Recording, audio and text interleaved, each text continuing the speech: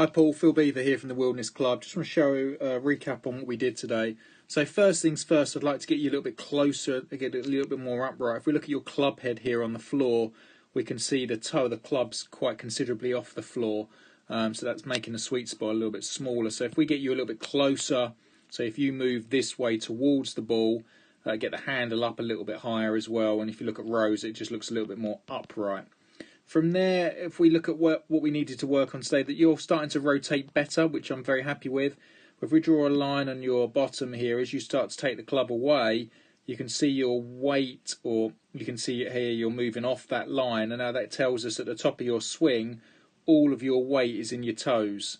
Okay, now that makes it extremely difficult for you to now to get the club on the inside on the way down. And you can see that very first move on the way down, the shaft's on this plane, and as you start coming down, Paul, you can see you steepen the shaft slightly. Club's a little bit outside the line, and it's tough. And that's from there, you're hitting a few pulls. From there, lower half's a little bit static from that position as well. So, and the flight was just coming out a little bit lower than we'd like. So my feeling for you was, one, get closer to get the handle up. Two, let's screw that weight into the right heel. If we look at Rose here as he takes the club back, I mean, you can see, his first movement really is almost he's moving behind it. Look at this, look at his bottom, it moves backwards.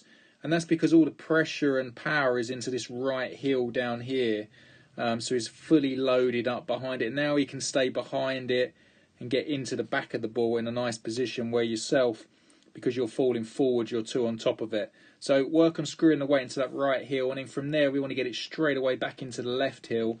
That will encourage you to one hit on the inside of the ball, and then you can swing out to 1 o'clock that we worked on last session. So set up closer to the ball, get the weight into the right heel at the top like Rose. You can see there his bottom, his weight's moved backwards where yours is moving forwards.